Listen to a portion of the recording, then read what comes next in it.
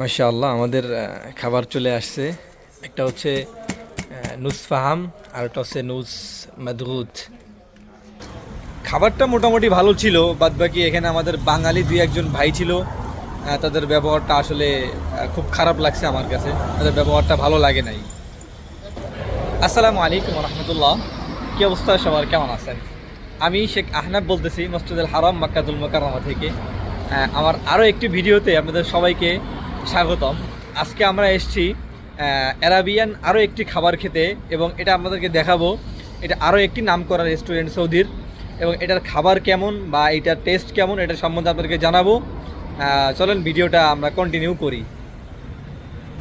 Saudi আরবে যারা থাকে তারা অবশ্যই এই রেস্টুরেন্টটা অবশ্যই চিনবেন। এটা একটা নামকরা রেস্টুরেন্ট, এটা অনেকেই চিনবেন। আর যারা বাংলাদেশে থাকেন তারা হয়তো একটু কম চিনবেন। আল রাইদান রেস্টুরেন্ট, এটা হচ্ছে বেশ বিখ্যাত একটি নামকরা রেস্টুরেন্ট সৌদিতে, বিশেষ করে লাহাম মেহেন্দি বা খেফসা যেটা বলেন, মানে অ্যারাবিয়ান খাবারের জন্য এটা বেস্ট একদম সৌদিতে, একদম খুব বেশি নামকরা একটা রেস্টুরেন্ট। আমরা যেটা আছি এটা হলো বর্তমানে অবস্থান করতেছি, এটা হলো আজিজিয়াতে।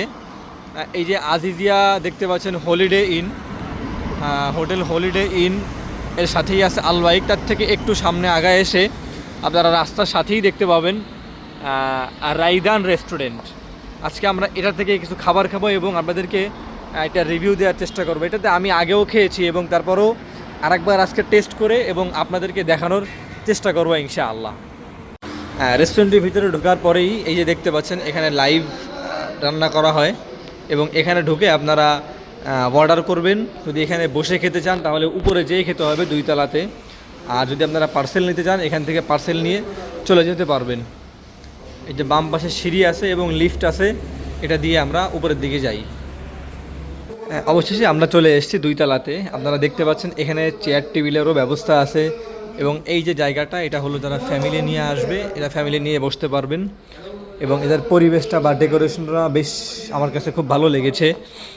এই যে দেখতে পাচ্ছেন এখানে আসলে সৌদিতে এই যে এরকম যে বাক্সের মতো দেওয়া বা খোপ খোপ করা, আসলে এটা হচ্ছে সৌদির একটা পুরনো ঐতিহ্য। তারা এইভাবে মোটামুটি সব রেস্টুরেন্টে এইভাবে থাকে। আসলে এইভাবে আমাদের বসে খেতেও ভালো লাগে। যারা নিচে বসে খেতে পারেন না তাদের জন্য বিকল্প ব্যবস্থা আছে, এবং যারা ফ্যামিলি নিয়ে আসবেন তাদের জন্য পর্দা সহকারে বসে খাওয়ারও সুব্যবস্থা আছে। আসলে এটা বেশ বড় রেস্টুরেন্ট, মানে স্পেসটা অনেক বেশি বড়, এরপরে জায়গাটাও খুব বেশি সুন্দর এবং পরিপাটি আছে। এবার আমরা চলেন, আমরা অর্ডার দিয়েছি এবং আমরা বসি, দেখি এবার আমাদের খাবারটা আসুক, আমরা খেয়ে আপনাদেরকে রিভিউ দিব ইনশাআল্লাহ।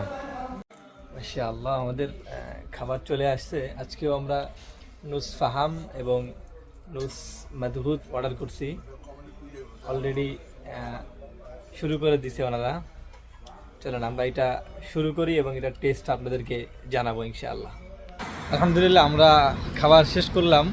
খাবারটা আহামরি তেমন একটা ভালো লাগে নাই আমার কাছে, এটা আমার ব্যক্তিগত মতামত। বাদ বাকি এখানে আরেকটা বিষয় খুব কষ্টদায়ক, এখানে আমাদের কিছু বাঙালি ভাই আছে, এদের ব্যবহারটা আসলে খুব বেশি একটা আমার কাছে ভালো লাগে নাই। এখন ভাই আপনারা একটু খাবারের বিষয়ে বা খাবার মোটামুটি লাগছে, বা মোটামুটি ভালো লাগেনি সেরকম, ব্যবহারটা খুব খারাপ ছিল এদের। আগের দিনেরটা মনে হয় বেশ ভালো ছিল। আগে ভালো ছিল। আক্তার ভাই আপনি কি বলেন? এভারেজ ভালো ছিল না। এভারেজ ভালো ছিল না। আসলে এই খাবারটা মোটামুটি চলে, কিন্তু এদের আমাদের দেশি কিছু বাঙালি ছিল, মনে করছি যে তারা হয়তো আমাদের একটু হেল্প করবে বা তারা একটু ভালো কিছু সাজেস্ট করবে, কিন্তু আসলে তাদের ব্যবহারটা আমার কাছে খুব ভালো লাগে নাই। তো আপনারা এসে চেষ্টা করে দেখতে পারেন একবার। ধন্যবাদ সবাইকে। আসসালামু আলাইকুম।